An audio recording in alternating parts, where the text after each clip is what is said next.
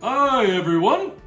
I've heard from my friends at the library that there are some amazing families here in Allegheny County. They thought you might like me to read you a special Christmas story.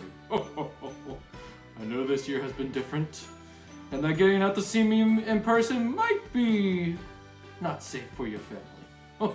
I completely understand, and I want you to be careful. I really do enjoy those letters you all have been sending me. I heard that some of your librarians here read one of my favorite Christmas stories on the radio. How about I read that same Christmas story to you? It's called "'Twas a Night Before Christmas." And it was written by Clement Clarke Moore.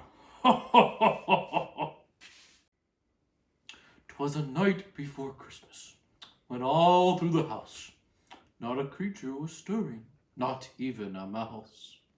The stockings were hung by chimney with care, in hopes that St. Nicholas soon will be there.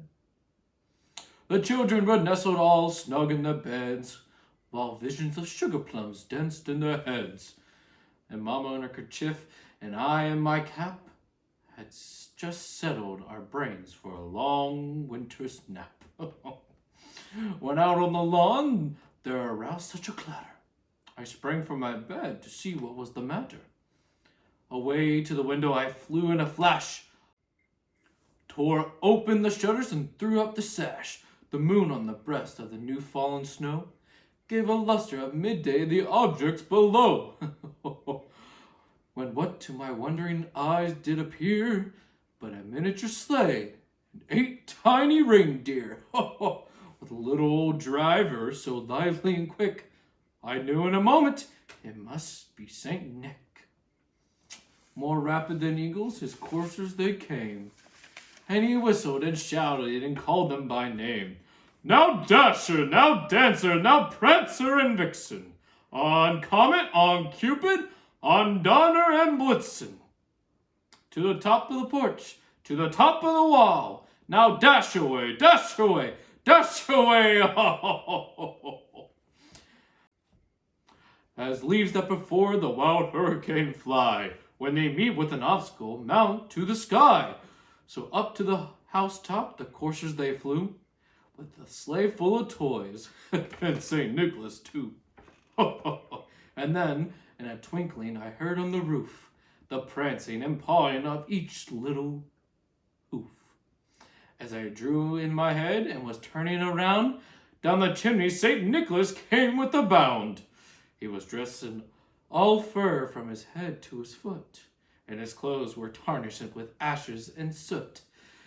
A bundle of toys he had flung on his back, and he looked like a peddler just opening his pack.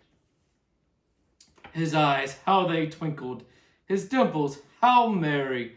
His cheeks were like roses, his nose like a cherry. His droll little mouth was drawn up like a bow, and the beard on his chin was as white as the snow. The stump of a pipe he held tight in his teeth, and the smoke it encircled his head like a wreath. He had a broad face and a little round belly that shook when he laughed like a bowl full of jelly. He was chubby and plump, a right jolly old elf, and I laughed when I saw him in spite of myself. And a wink of his eye and a twist in his head soon gave me to know I had nothing to dread.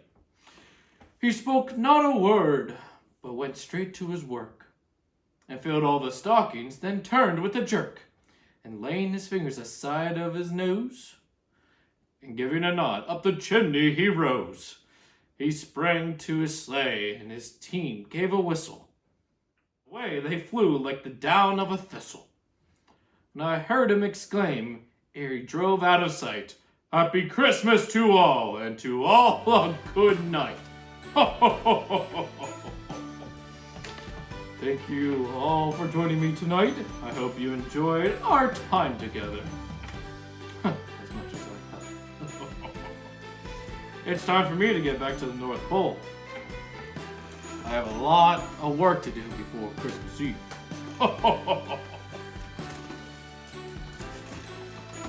Merry Christmas to all, and to all a good night.